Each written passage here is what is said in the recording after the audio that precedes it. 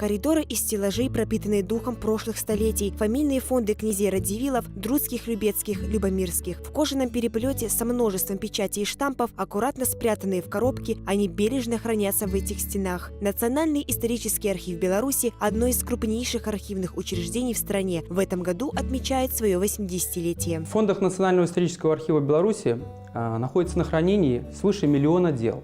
Это документы по истории Беларуси за период Великого княжества Литовского, Речи Посполитой Российской империи. Нашими архивистами в последние годы проведена огромная работа поисково-исследовательская. Нами подготовлено за последние 10 лет свыше 30 изданий, а это больше, чем за весь предыдущий период деятельности архива. В XIX веке в пределах белорусских земель существовало два архива – Витебский и Виленский. В них хранились все документы о восточной и западной части Великого княжества Литовского. Их можно встретить и сейчас. Эти книги не похожи друг на друга. Каждая имеет свою обложку и переплет с прописанной датой ее создания. Документы 17-18 стагоддзяў, как правило, в такой вот вялізнай справе, такой толстой справе величезной сшиваліся судовыя справы за год альбо за некалькі гадоў. Тут мы можем убачыць справаводства суда за увесь перыяд па ўсіх пытаннях. Тут розныя спрэчкі, шляхты паміж сабой, некія выясненні адносін, судовыя разборкі за маёнткі, некія тэстаменты, гэта завяшчанні нейкім чынам.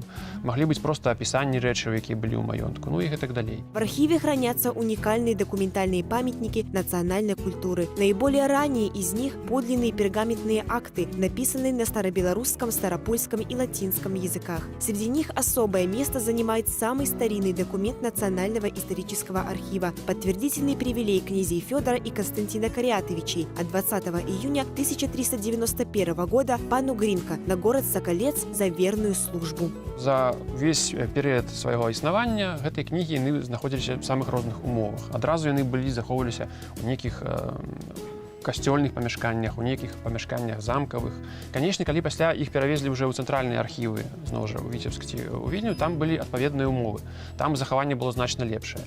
Але таксама там у сувязі з ваеннымі падзеямі захаванасць была даволі кепская, таму што ў часе розных войнаў, у часе пажараў, частка документаў гінула, частка не вярталася з эвакуацыі. Сегодня в помещении поддерживается определенная температура и влажность воздуха. Это также и предотвращает развитие бактерий, которые могли бы сохраниться на страницах старинных рукописей. Все документы обеспылены, для особенных создаются специальные картонные обложки, а с наиболее хрупкими и ценными работают архивисты исключительно в перчатках. Большасць гэтых дакументаў яна ўжо адсканаваная альбо пераведзеная на мікрафотакопіі, каб пры выдачы ў чытальную залу не выдаваць самі арыгіналы, не цягаць вось такія документы с такими довольно крохкими вокладками. В архиве любой желающий может собственноручно, изучая документы, составить свое генеалогическое древо. На один год приходится около 10 тысяч посетителей, а двери читального зала всегда рады новым гостям. Помощь метрические книги о семейных и родственных связях.